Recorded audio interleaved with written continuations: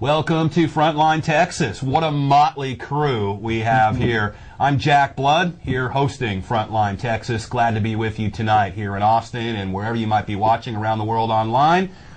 Sitting this way is the one and only Mac Daddy White, and some of you remember the great Freeman, a staple here on ACTV.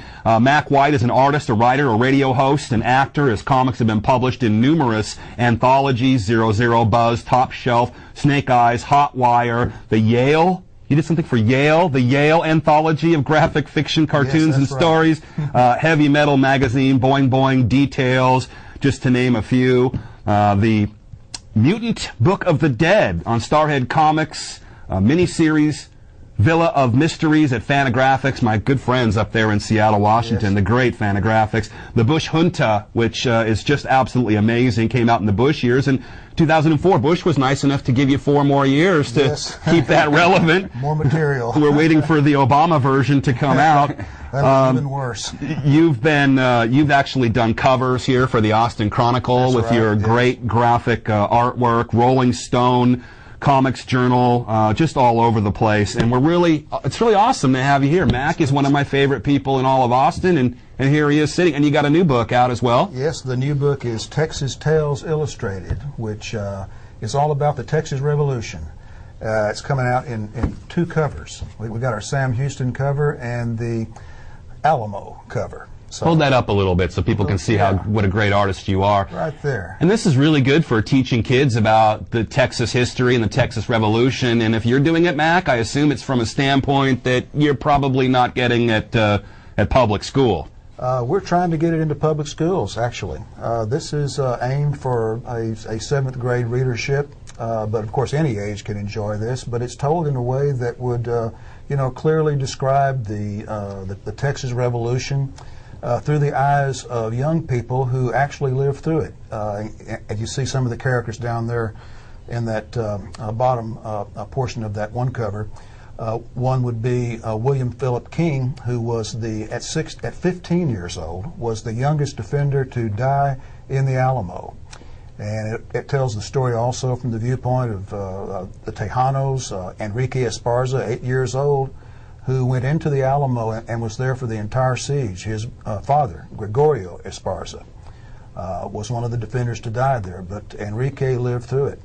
And so, these are all true stories told simply and with, artwork in a way that'll, I think... well, let's face it, people don't read books a lot these days, and to have it illustrated in kind of a cartoon fashion almost makes it a really easy read and great for the kids as well. We're not going to tell you to buy those because we're not allowed to, but you can go check them out and see what that's about at macwhite.com. I didn't write this stuff down for Steve, so M-A-C-K, White, just like it's spelled, macwhite.com, where you can see all of Mac's work. Some of it we're going to talk about tonight is you did some great illustrations about the death of John Lennon, and we're going to get to some of that because today was the big Whitney Houston funeral. Also here with us is, and we are in 3D as we call it, that's three-dimensional, with our good friend Freeman, who I mentioned was on cable access for a long time. Freeman, you had one of the top shows, if not the top show, here on cable access in Austin, and you're sorely missed, which I'm really glad to have you here with us today. You are the host of Freeman TV. You've been a witness to phenomenon that some men only dream of. Freeman's natural curiosity necessitated a voracious study of high weirdness, perfect for Austin, Texas. That's led you, of course, to discover the hidden code behind corporate logos, the secrets of ancient astronauts, while finding time to investigate HARP and chemtrails, something I want to talk about with you tonight. You are known, I guess, as a conspirologist. I don't even really know there was a term. I just assumed there was. Freeman, internationally known, award-winning TV producer, filmmaker, radio talk show host, and lecturer. We caught your lecture, Freeman, down at Brave New Books here. What was it, about a week and a half ago? Yep. Standing room only. Just an amazing job you did explaining the mutating DNA of the last thousands of years and how that can be used to kind of recreate the goddesses and the gods. That is, of course, the divine right to rule.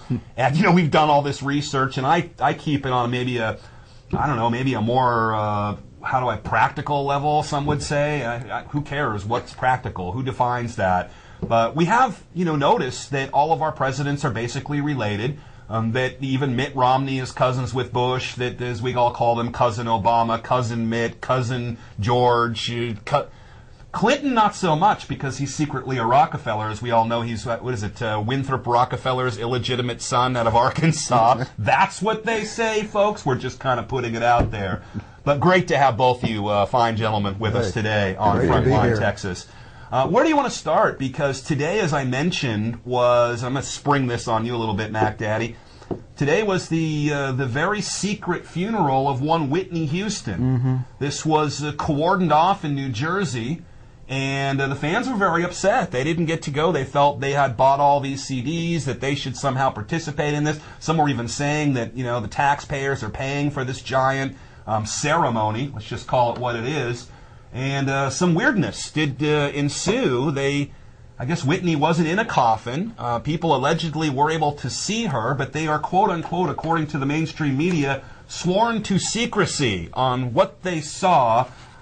Speaking of weirdness, there has been a lot of weirdness in the Whitney Houston. The timing, very strange. A number of different coincidences. Not saying that maybe she just did an OD, and there again is your plug for prescription drugs, I guess, folks. Dr. Drew will tell you, don't take those drugs, take Prozac if you have a problem. That's perfectly okay. But there was a lot going on, even leading up to it, and since then some have called it the sacrificing of a legend. I think that it doesn't take a brain surgeon to figure out that she's worth more dead than alive, so if you wanted a motive, there is one. Amy Winehouse, Kurt Cobain, who we knew personally, who was going to go in a completely different direction, a non-commercial direction, which had to scare the poop out of Geffen Records. Geffen, as you know, Mac, involved with the John Lennon killing as well. So a lot of this all ties in. Mm-hmm. But let me start with you, Freeman. Give people kind of a rundown on what do you think about the Whitney Houston death and this funeral today and everything that goes with it.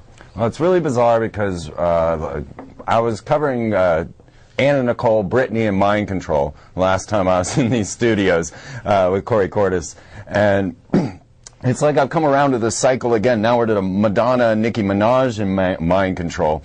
And when we see this Whitney Houston, now what had occurred is right at the time of what is known as the Imbolc ritual, is a ritual back to the goddess Bridget, who was the wet nurse of Jesus and known as the light bringer, or kind of a Luciferian feminine. So at the time of the Bridget ritual, the Imbolc ritual, we had Madonna at this massive ritual at the Super Bowl, which played right into my hands because she hit on all the different symbolism I always cover, and it was, it was a blatant ritual going on at the Super Bowl, which she said was the Holy of Holies and had to give a 13-minute sermon. Well, hold on, let me stop you there, because this is really another kind of a weird coincidence, because Whitney Houston is known most, I think, for her rendition of the Star-Spangled Banner at the Super Bowl in 1991, Super Bowl 25, of which we had just started the Iraq War, the Gulf War I.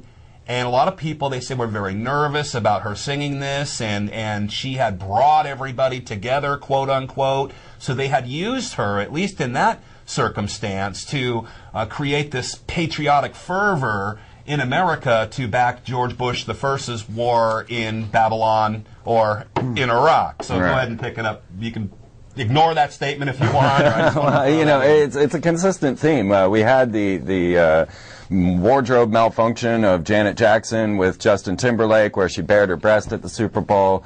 Another high-profile ritual sort of situation. But what I was really trying to lie down was the timing of the death of Whitney Houston, because it was following this Imbolc ritual, which is known as the Witches' Sabbath.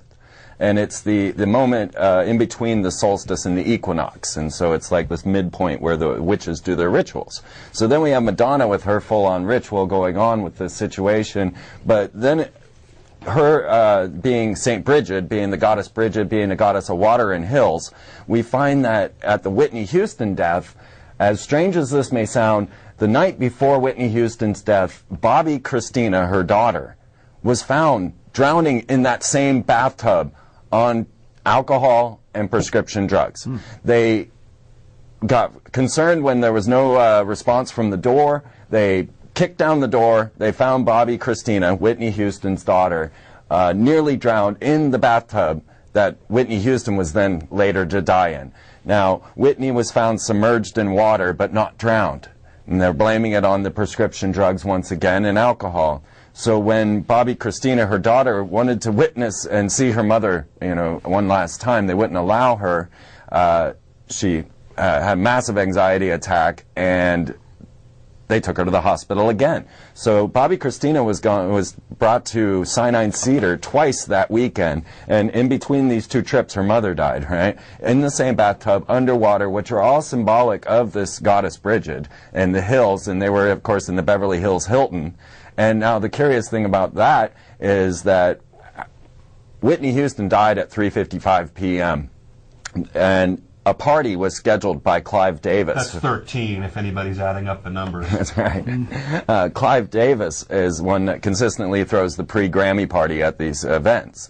And they knew Whitney had died, but Clive Davis demanded, according to sources in the news, saying that he demanded that they keep Whitney's body in the room above them, in a separate room, in a different room. He disallowed them to move the body out of the hotel until the party was over. Now, and Freeman, a lot of the people, I saw Tom Hanks and others, a super star-studded event at the Beverly Hills Hotel where I've actually been before, and they were all very confused about why this was going on while she was upstairs, why they were celebrating her mentor, Clive Davis, which I guess we could get into him a little bit. So this is all stuff that the news didn't cover. You didn't hear any of this on the news, but this is all highly documented. And I guess we should say, and Mac, you've studied this a little bit too, that we know that the elites have a very peculiar way of worshiping the universe. They have really carried these kind of ancient occult rituals within their families. Not all of them, but many of them, and certainly some of the most powerful ones. So this is, I guess, why we're talking about it as kind of a news story, that this is certainly relevant. And of course, when you get into your work at freemantv.com, you'll see the symbolism that's really all around us. Have you ever seen that movie They Live, where you got to have the glasses on and then you see the billboard just says obey instead of buy Coke or something, it really is all around us. And then when you begin to, I guess they say take the red pill, reference to the Matrix, or you begin to wake up, you start to notice this stuff everywhere, and then you begin to ask yourself, well, why is this happening, and what is really behind it? And Freeman, you get into that quite a bit. I also want to add, before we go to you, Mac, and get your opinion on this, and then back to Freeman for some more, there was an interesting scene in the movie The Devil's Advocate, which is about Al Pacino is the devil, and Keanu Reeves is his son, which he doesn't know it's his son. And this is, again, something that's very continuous within the elites. Of course, now there's DNA, and there's other ways to create offspring that they don't have, but they watch over these people, even though, like, again, getting back to Bill Clinton, Rockefeller, they kind of watch over and guide their careers from afar. And that's kind of what this movie was about. And in the movie, Charlize Theron has a kind of ritual bathtub death scene of her own, which seems somewhat reminiscent of what we're talking about here.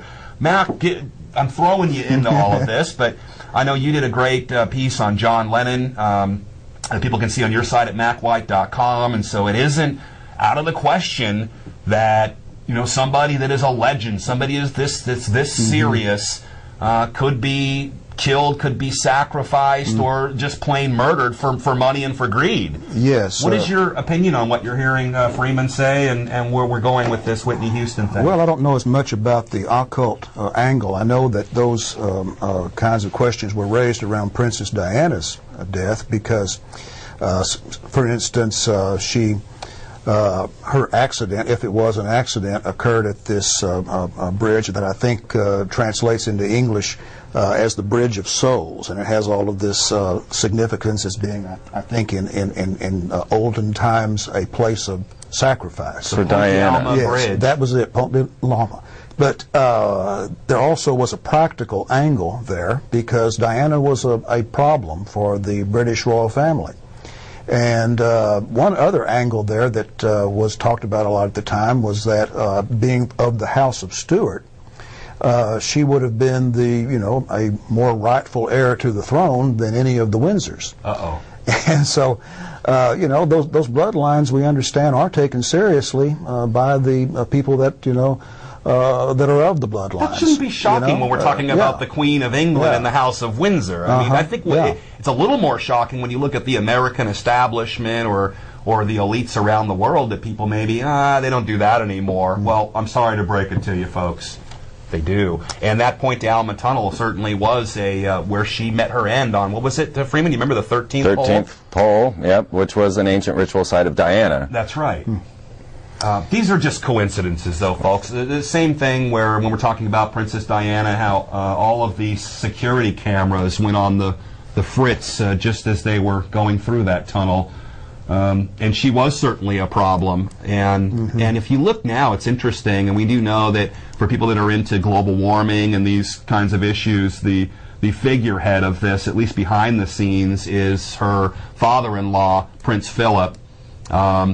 I guess we don't want to get into the dead bodies they've been finding over at the Buckingham Palace recently. There's that, I guess. Prince Charles, these are the guys that are head of the World Wildlife Fund and fund covertly sometimes groups like the Sierra Club and others.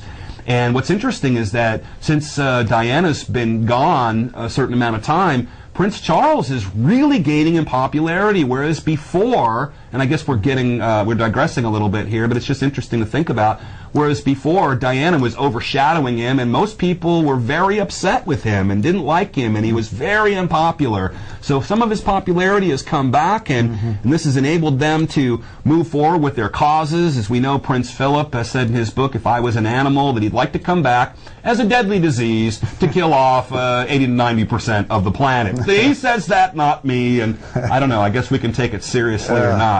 What does that tell you about their motives, Well, that they like us as long as we obey, and if there's too many of us, they have a hard time getting us to obey, which sets up things like the security industrial complex industry and many other industries as well. So, but let's stay on the subject of Whitney, of Madonna, of Nicki Minaj, of Lady Gaga, because it's so rare that I get you here, Freeman. Let me have you expand then. So we've talked about this. Bobbi Kristina almost died in that bathtub the night before. That Clive Davis, and feel free to elaborate on who he might be, has this star-studded event just below where the dead body of this legend is. And I'd like you to maybe add to that and pick it up from there, if you would. Well, I know that Clive Davis was the head of Arista Records, which is the record company that Whitney Houston was under. As far as getting deeper into that story, it's hard to say much more than how strange all of that was. The fact that who gets into the bathtub with these prescription drugs and goes in, and then after your daughter just nearly drowned in there, it's just too much. But it really started way back with Beyonce and her faked pregnancy. So let's start there, because she came out saying she was pregnant, and then you couldn't see anything. She had this crazy baby bump flip fold. Have you heard about this? I did see that. Okay, on the Australian TV network, where you could see that it really looked like a prosthetic baby. And then they had the entire hospital cordoned off, supposedly paid $1.3 million to buy the whole 4th floor, and brought out baby Ivy. And many are saying that perhaps she had a surrogate mother. And this is part of our new program. Michael Jackson's kids, we don't even know who the parents are. He's another one that, could have ever been ritually sacrificed. I mean, his brother and sister certainly believe that the Illuminati took him out. Well, there was a guy that's convicted for murder, in his murder, the doctor, who I think most likely was a patsy in this, but in this case, we have somebody convicted of murdering Michael Jackson. Right. So it's not too far out to say there was some foul play going on there. But yeah, the other guy is worth more dead than alive. Well, they had a big tour, and there's no way he's like Elvis. These guys, there's no way they could have done it. There's no way Whitney Houston, in her condition, if you looked at some of the YouTubes, was going to sell any more records. She had blown her voice out. And speaking of pregnancy, I got to say, in the last several videos we saw of her, she looked like she had a bump of some kind. And I don't know if she just wasn't taking care of herself, but she was always really, really skinny, man. And there was something going on there, just as a casual observer. You got me thinking of how they've now sold Michael Jackson off to Cirque du Soleil. And now they're doing the immortal, right? Fits right in. And of course the little O making the sun sign in the immortal. And Cirque du Soleil, the lead guy for that, I can't think of his name, was sent off into the International Space Station. He was launched up on the space shuttle. I mean, the type of connections that we're getting into, I get into E.T. and the transhumanist agenda and start taking this thing to the level that it needs to go, because the society that we're in is not the one that most people think we're dealing with, and we're dealing with the human cloning prospect coming into this whole picture now. We're dealing with surrogate mothers, designer babies, and the Pope has come out about designer babies saying this is an okay thing. So we're watching the whole transformation of America into some sort of transhumanist agenda, and as you were saying, the bloodlines, we find that Brittany's related to McCain, that Dick Cheney and Angelina Jolie's related to Hillary, Barack Obama's related to Brad Pitt. The storyline goes on and on. Look just into the Brewster bloodline. Remember Brewster's Millions? There's actually a pilgrim named Brewster, and you'll find a list from presidents to the Rockefellers to famous actors like Richard Gere and John Lithgow, and they're all tied into this bloodline. Now I know people are going to say, Freeman, we're all cousins and we're all related. Not like that, we're not. I'm not. I can tell you that right now.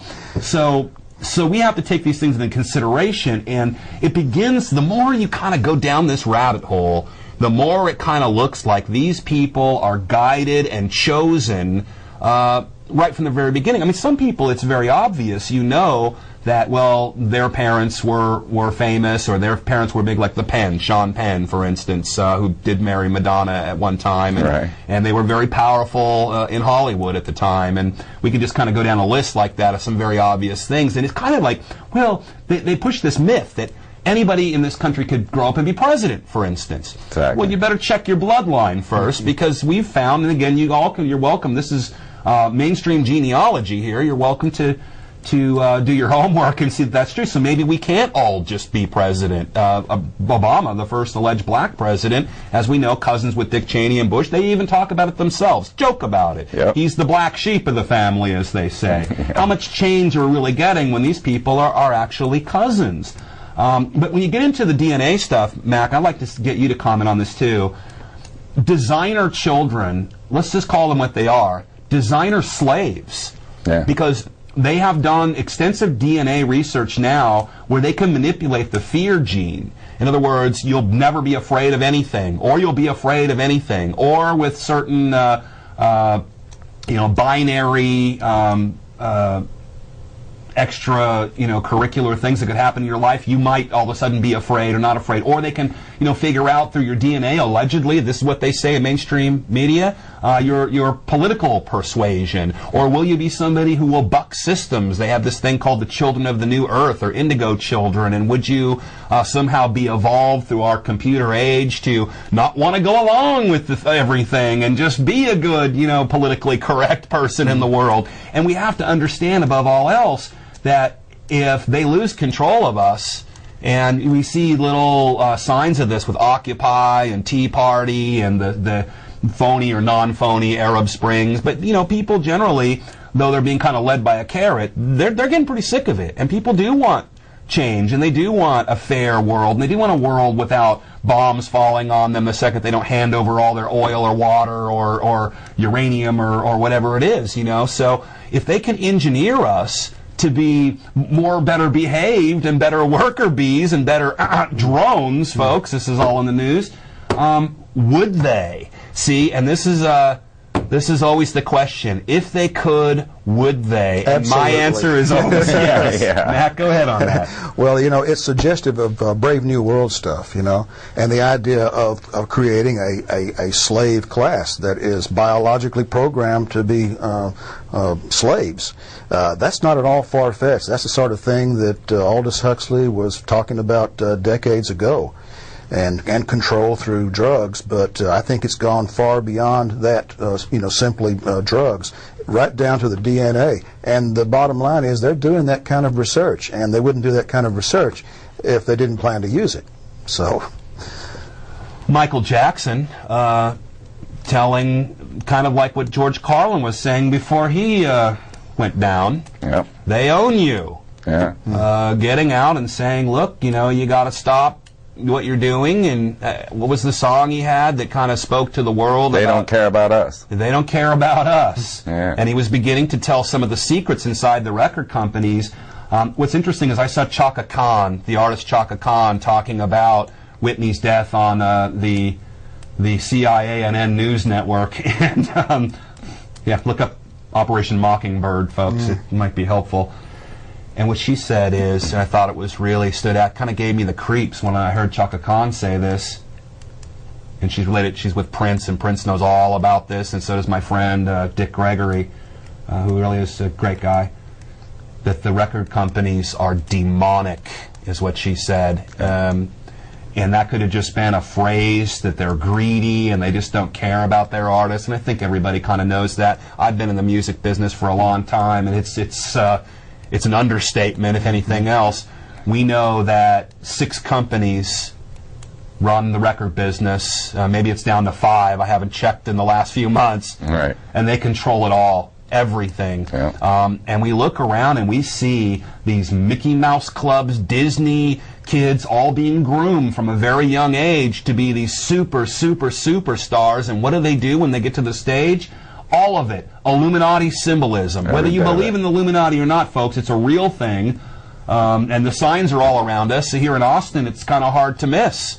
With the 33-story owl building, or the pyramids with the capstone missing with 666 lights all over them. So we've got to pay attention to it on this show. I mean, we do a lot of news and activism, and I brought you guys in because I don't want people to think that my mind isn't open to this. Well, let me just a little pop culture programming that's going on right now. Is we have the Disney programming is really what we're talking about with a lot of these people. And when we look to Hannah Montana, Disney's great star with Miley Cyrus, right? They split her into 2 beings. She is the Hannah Montana, the elite, and then the lowly you, Miley Cyrus. Right? So that was programmed initially into the children, that there is the elite and there's us. This is how they condition the children. Then she comes out on her own to finally be Miley Cyrus, and she's in a cage with black angel wings, or a fallen angel. And she comes out of this cage saying, I can't be tamed, I can't be blamed. Now this goes right along with Lady Gaga's programming, as she's saying, born this way. So then you can take in Katy Perry and her, I want to be abducted, I want to be a victim, fill me with your poison, right? Can't make this stuff up, this folks. This is what all the little children are singing, all right? And on top of that, within the storyline, you'll see, like with E.T., with Katy Perry, you'll see that they're combining the supernatural with the extraterrestrial. And now the extraterrestrial is becoming demonic, and they're wanting to be possessed by these things.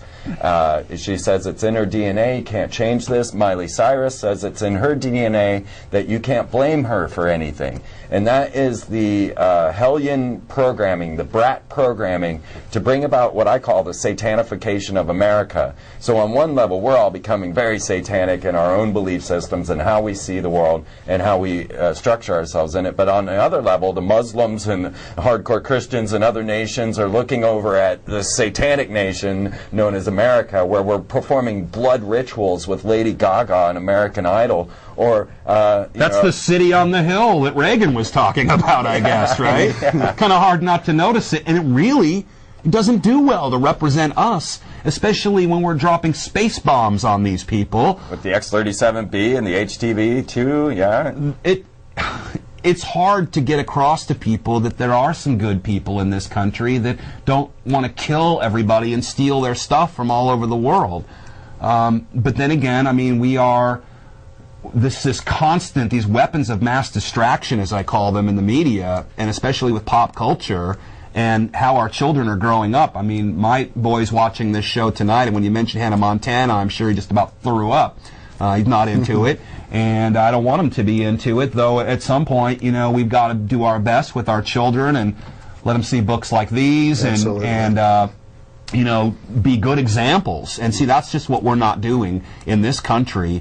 And, of course, with Rick Perry, Mr. Bilderberger himself going around and embarrassing us all in Texas recently, we're not doing a very good job here in Texas sending our representatives out to the world. He went to a secret Prince concert. You were aware of that, right? No. Right. When he returned from Istanbul, he went that night Like, imagine traveling all the way back from Istanbul. Him and Will Wynn, right, went to a Secret Prince concert downtown on 6th Street. And if you tried to look in, they barricaded the whole wall of the bar so that you couldn't see in. What was going on in this I don't even want to know. Concert? My God. Why were they barricading it? What was Rick Perry doing there after a Bilderberg Istanbul visit? It was bizarre. I don't know. I didn't get in. Prince has talked about some great stuff. I think he's broke his programming big time, and I think those guys probably just want to go pick up girls, or maybe in Rick Perry's case, his boys. But or maybe they were on a date, Will Wynn and Rick Perry. We don't know for sure. You know, they're, what do they call them? I can't really say it on TV, but they're star blankers. You know what I'm saying? They like to rub elbows with these people. Maybe that's all it was. But it's some of this stuff gets really odd, and some of it is just plain right unexplainable, and I'm glad that we're able to present it. How about this? You have a little clip for the people today. Did Steve have that going? And then we're going to take calls for Mac White, for Freeman TV, MacWhite.com, myself, Jack Blood, at DeadlineLive.info. I got a huge announcement because I don't know if you guys heard, I'm going back on radio. And Monday we'll be starting a new morning show, The Jack Blood Show, which will be on Roku, and it's a pretty big deal for us. So we might talk about that a little bit. But I also want to hit chemtrails and some other stuff. But why don't you go ahead and show that clip and then put the phone number up if you could, and we'll take some calls for Mac White and for Freeman as well. I'll even get involved in it. Do we got that, Steve?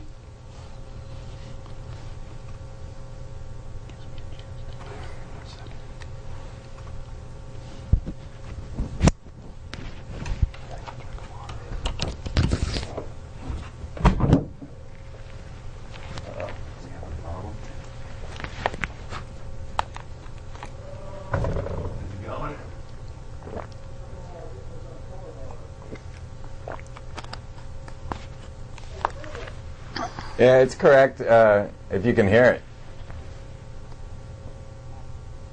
It's wonderful to have digital sex on computer, to use electronic drugs without problems. So many things are coming, and old people cannot adapt. They will just die and be replaced by you. Soon we will see human beings improve genetically. Like we can make genetically modified food for better, not for worse. We will be able to make also human beings better than they are today. Ethical, unethical, and you know what it is. The problem is to give to all humanity medicine and a better future through cloning. And the best of all, eternal life. Because you students, young people who are looking at me now, you may, maybe, never die. A cult leader from Quebec was questioned by members of the U.S. Congress today as they grapple with the moral and ethical issues surrounding human cloning. The witness, known as Rael, believes humans were created from the DNA of aliens. But he was invited to testify because, along with his bizarre beliefs, he also claims he has the technology to clone a human being. As Adrian Arsenault reports, he says he's ready to use it. We will have eternal life. You can have eternal life. If cloning is allowed, and it's very important not to block it. What if it doesn't work, though? It will work. Maybe, and that's the problem. U.S. lawmakers are now scrambling to catch up with the science. Please rise and raise your right hand. Assembling an eclectic group of bioethicists, animal cloning experts, and the controversial, asking, should human cloning be banned? Those that say ban it, those would not be the Neil Armstrongs that would fly us to the moon. Dr. Zabo says he has a list of 700 people who've signed up. Rael can do one better. Says he and his 55,000 UFO-believing followers have a secret lab, a stockpile of money, and the remains of a 10-month-old baby whose parents want to clone. It will be done anyway, somewhere, someday, as, thankfully, nothing can stop science. I'm very, very pleased to announce that the first baby clone is born. She was born yesterday at 11:55 a.m. in the country where she was born. So this will not give you more details, but the location. She's fine. We call her Eve.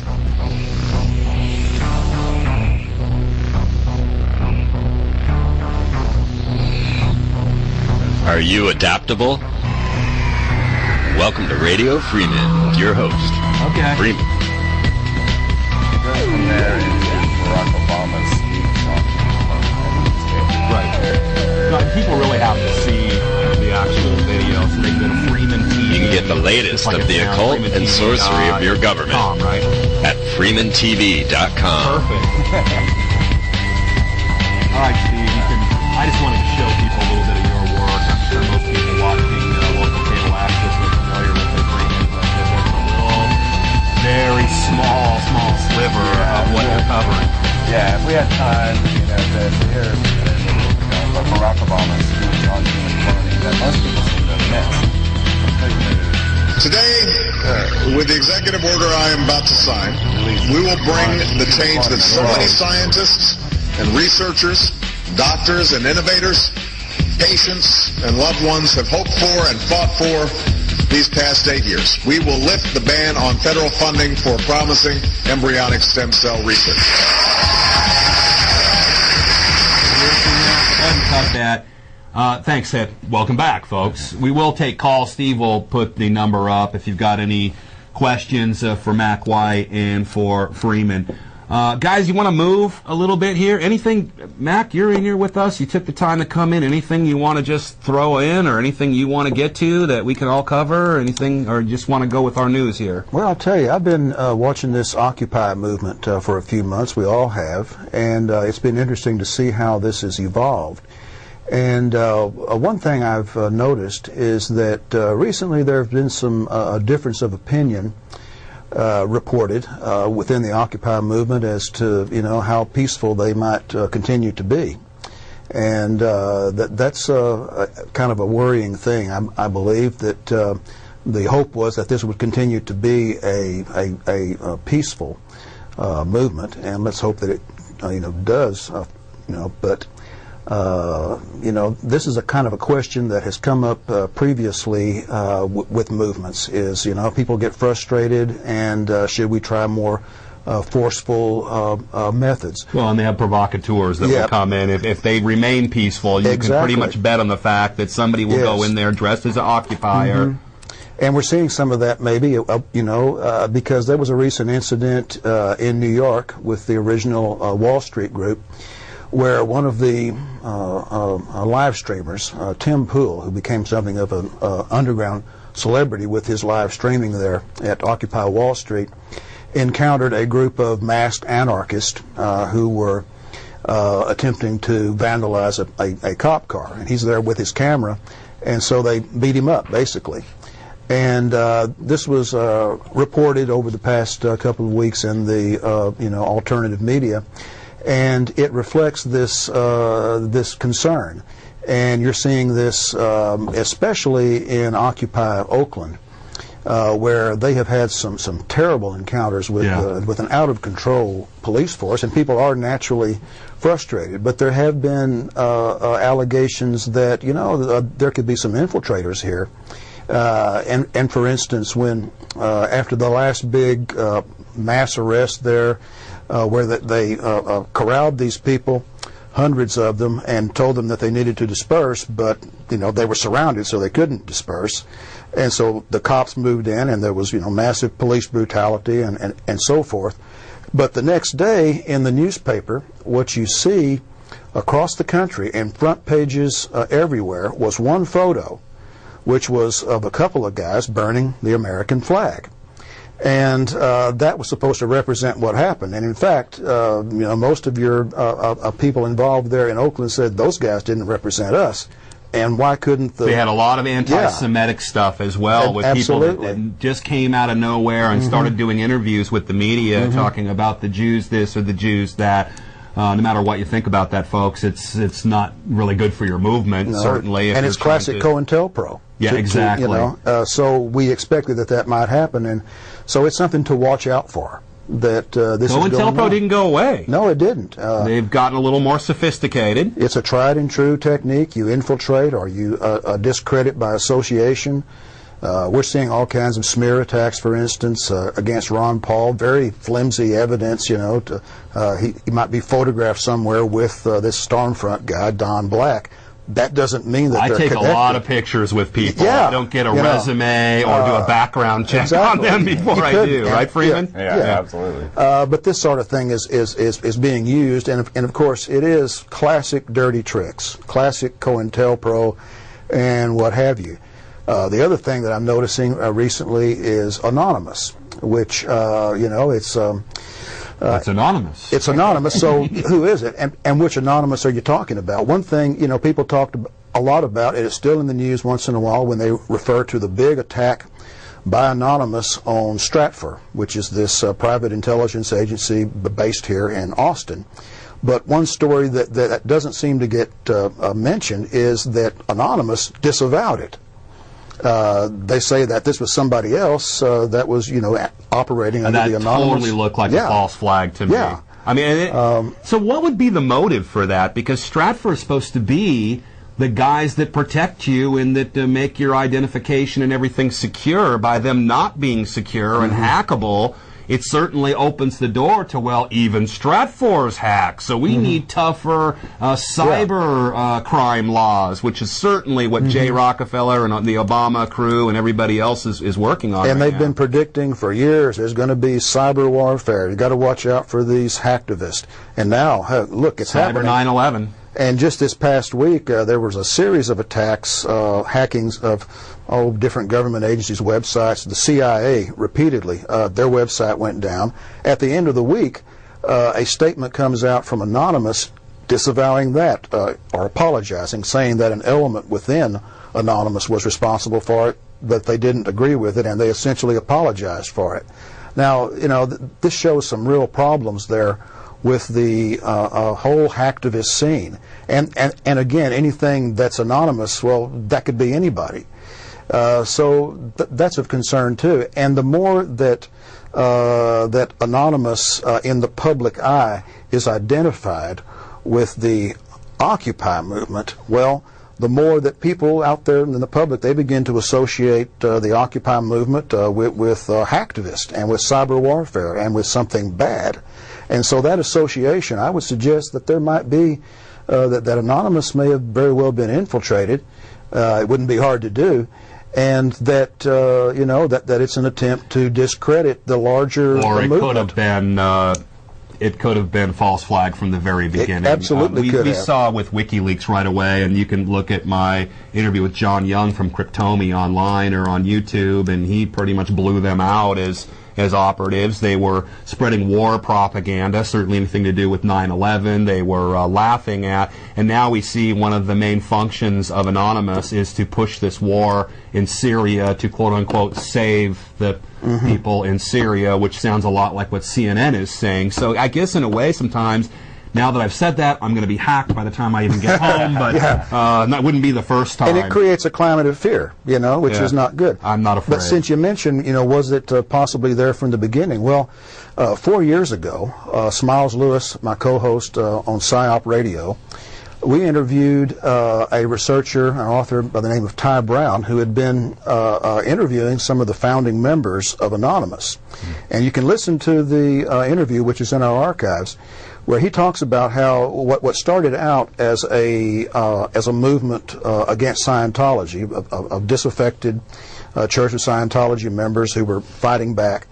He said that at that time, and again, this is 4 years ago, that there had already been successful attempts by Scientology to stage false flag attacks, hackings, and blame them on Anonymous as a group. So they'd already been infiltrated, or at least, these kind of copycat things to discredit them had been happening 4 years ago. And but we know about the Hegelian dialectic, which says thesis plus antithesis equals synthesis. In other words, problem, reaction, solution. We have a problem with quote-unquote hacktivists, and I know there are some out there. We also know that about 80-some% of those work for governments and intelligence agencies, which is just a stat that you can find just about anywhere. We're going to take your phone call here in just a second. So it just really comes along at the perfect time when they're trying to lock down the internet so that it can't be used against them.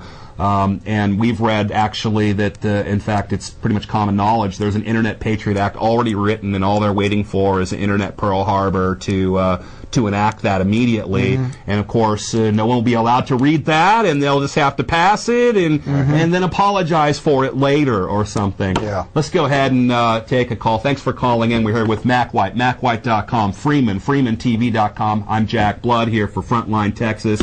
You're on the air. Welcome. Hello? Hello? I can't turn you up or anything. Okay.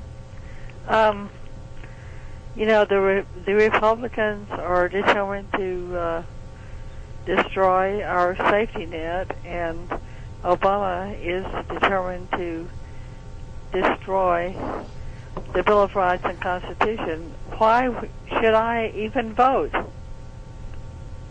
Why should you vote? I did hear that part. Yeah, I know where the... Boy, I'll tell you, that's a pretty good question. We're looking at these elections stolen right from Ron Paul. Would he win anyway? I don't know. It's, it's kind of difficult to say that. You guys want to I think you should vote locally for sure. Is it really that hard to vote? Now, when they have this kind of e-verify thing for voting, they're probably going to have to count me out of that one. And I think that's probably part of what they're doing. But Right. this whole mess of this GOP primary election, I think, is really just to get people to think, just as this caller just said. They want to get all the people that really care to go, well, why should I even bother? When the people that are super brainwashed are going to go vote for the candidate A or candidate B, and both of them have the same puppet master. You guys want to tackle that real quick? To create a sense of futility would be a logical motive there, and so what I would say is don't give in to that futility. Go out and vote anyway. Vote for your city council. Vote for the local stuff for sure. Definitely. And this is something I've been talking about since Bill Clinton was brought before on the Monica Lewinsky scandal. He's brought out on a sexual extramarital affair, which most of us consider a non-crime, and then impeached. And I said, this was an attack on us. This was an attack on the people. They're going to take down this man of the people, saxophone playing Bill Clinton, and they're going to force in a tyrant. And I said this, and then when I heard the rumblings of W, which was code for 66, Phillips, and all of the fallen angel stuff. Remember, the 99% upside down is okay. So I said they were going to force 60 W in there. And then, following W, the next president would not be considered an American citizen. So now we got the birther movement. Now, I predicted each of these things from the first initial psychological warfare of taking down Bill Clinton, then forcing in a president and making it obvious through Jeb Bush, and then putting an ineligible president into office. So I said, well, this year, 2012, it's going to be a complete farce, and this is going to be a show for shows. And if I wasn't, I love Herman Cain.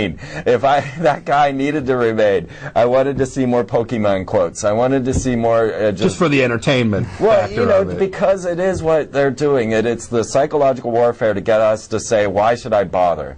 So it's been a progress of steps along the way to get us here. And you're being manipulated, and everything is basically an illusion. So, look, it's not that hard to vote. When they make it harder to vote, then we're going to have to push back on that and stop that from happening, because they're really just trying to pick and choose who gets to vote and who isn't. As it is right now, only 50% of eligible people of voting age can vote. So when are voting. So only 50% of the population is actually voting, and then 26% of the population gets to choose who the leader of the free world. Sorry, something stuck in my throat there. They're not really making any decisions, but I'll leave that up to you to decide. But you're right. It's whoever all dropped in, go ahead and try to call back here. I did want to say this. Poppy Bush endorsed Mitt Romney. Mitt Romney is cousins with Obama, and I believe he is, just like John Kerry, purposely throwing this election to give Obama the 4 more years to get a little farther through the agenda, and then by that time, you'll elect Jeb Bush, who is right in there. They're going and visiting. We've got pictures. Look it up online, folks. Poppy Bush and Jeb Bush doing secret little visits to Obama's White House in the dark of night. So something is up there. That's what I think. You're on Frontline Texas with Mac White and Freeman and Jack Blood. Thanks for calling in. Talk loud if you can, please. Are you talking? Can you hear him? That person's really quiet. I mean, I had to just barely hear the last caller. Yeah, I want to thank Virginia for calling in. That was Virginia? Yeah. Yes, Virginia, there is a Santa Claus. Don't. My boy's watching. We don't want to. Are you there, caller? Going, and gone. Are you there now?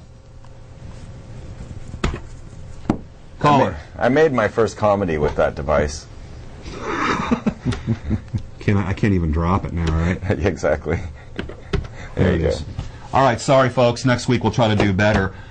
We've got about 8 minutes here. Can I hit 2 things? I was going to do chemtrails, but since we're kind of in this vein, no pun intended, let me allegedly, by the way, folks, there is a Jack Blood drinking game. When I say allegedly, have some water or whatever. Here, that's what people play on my radio show. And you have to do it for me because I'm not only on TV, but I'm driving. And this town, don't have one beer and get in your car. You will be sorry. It's about $10,000 to defend yourself and get your innocence proclaimed. So boy, it's a money-making scam. It is unbelievable. Speaking of scams, this just came out today. Wireless-controlled microchip delivers drug. Will it replace shots, they ask. That's not really the question. I don't know if Steve can focus in on this, but this is how it works. You've got your receiver, you've got your wireless remote control, and then you've got your microchip. You put that inside the person, and then the drugs are administered through the wireless technology. Oh, boy. I'm just wondering how something like this could be misused, and maybe why it was invented. DARPA's fingerprints I wrote here. This is the larger model. Hey, DARPA, can we see your model now? The smaller, more powerful, and more efficient model. Right. David Icke, whose new book just came out, and I've got it, Remember Who You Are, has been, like you, Freeman, right a lot of the time, and has predicted everybody connected to a global supercomputer and microchipped. If that microchip can put a little soma, going back to Brave New World, a little soma, calm you down a little bit, or even speed you up if that's what it takes to get the desired results at an occupied movement or anywhere else. Or just kill you. Or just kill you. Yeah. That's exactly right. Just turn you off like a bad machine. Talk about the military-industrial complex, security-industrial complex, the possibilities of misuse for this thing, astronomical. Oh, astronomical. Yeah, terrible. Would you take one? I mean, you're sick. No, I don't go to doctors anyway. I don't care. That's how you get sick, myself. Yeah, exactly.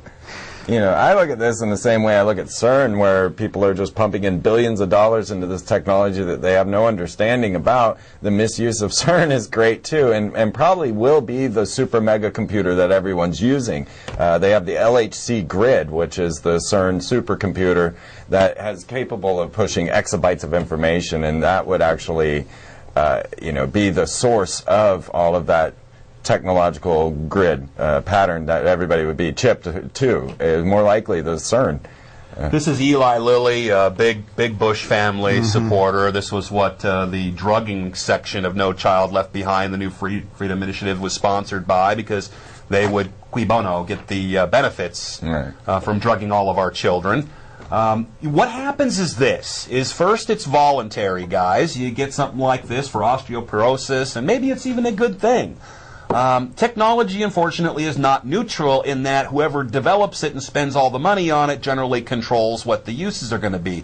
So we volunteer to be searched at the airport. We volunteer to be questioned on the street without ever having done anything. We volunteer for registered travel to get by the lines at the airport. We volunteer for wireless-controlled microchips delivering drugs. We volunteer for vaccinations. We begin volunteering for everything and giving them permission for everything until there's not enough left of us to protest that we don't want it anymore. It seems to be kind of the modus operandi, guys. Yeah, it's another Trojan horse. It's put out there for our safety, supposedly, but if there's a bad use for it, you can bet they're going to use it. That's been the experience. That too, if they can, they will. Yeah, absolutely.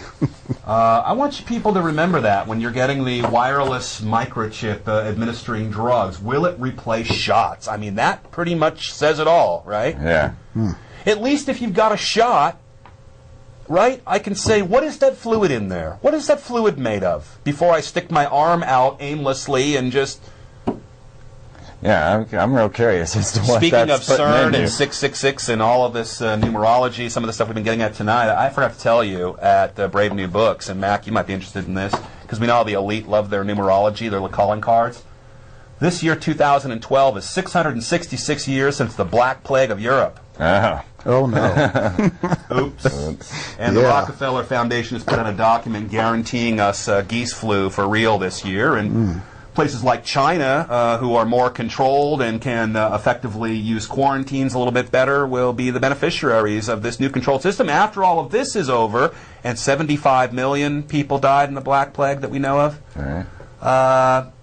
well, then we'll all work together at that point. It'll all be a wonderful new world order at that point. Well, that'll fulfill Madonna's ritual at the Super Bowl and sell the heck out of Hannah Montana hand sanitizer. Yikes. We talked about school a little bit earlier. If you guys don't know who John Taylor Gatto is, check him out. We've got a DVD at our site. I'm not telling you to buy it, but go check it out. In fact, I think it'll be up tomorrow. The Ultimate History Lesson, a weekend with John Taylor Gatto, a 5-hour journey examining the history, root causes, and consequences of public schooling. A lot of people watching this show might be very interested in this 5-hour lecture. Gets into how critical thinking has been drummed out of our school systems. Mac, I know you just talked to me earlier about homeschooling is going on in your family, and Tragedy and Hope.com, our good friends Richard Andrew Grove, who was almost killed on the day of 9/11. He missed his meeting in the top of the tower, was late for work. It's not funny. He also worked with Marcia McClellan, who was involved with Kroll, a subsidiary then of AIG. And you just start following the money here, and there's a great movie called Who Killed John O'Neill that gets into that. John Taylor Gatto, the DVD series, you can get that at deadlinelive.info for free, maybe, or I don't know. You'll have to figure it out. Remember Who You Are, the new David Icke book, is out. Mac's book, which he'll hold up again for you real quick, at macwhite.com. Texas Tales Illustrated. If you mention this show, I bet you can get one, right? I mean, absolutely. You probably just send one just out of the good of your heart. I just might do that. Right. And freemantv.com, all the great videos. Might as well throw these up. The broadcasts, the YouTubes, the multimedia, the lectures, the tours, the bus rolling to the next city. Do you know where that's going to be? We are on our way to Hollywood. So Hollywood. I just want to throw a plug. Friendshipagenda.com, where the greatest people in the world meet. It's our own social network site for all the people that say, I don't have anyone to talk this stuff about. It's a Facebook for cool people that doesn't track you and turn you into the CIA. Well, I can't guarantee any of that, but friendshipagenda.com is awesome, and we're actually bringing it to life in our school bus by traveling around, meeting all the friends, and creating a wake of friendship in our path.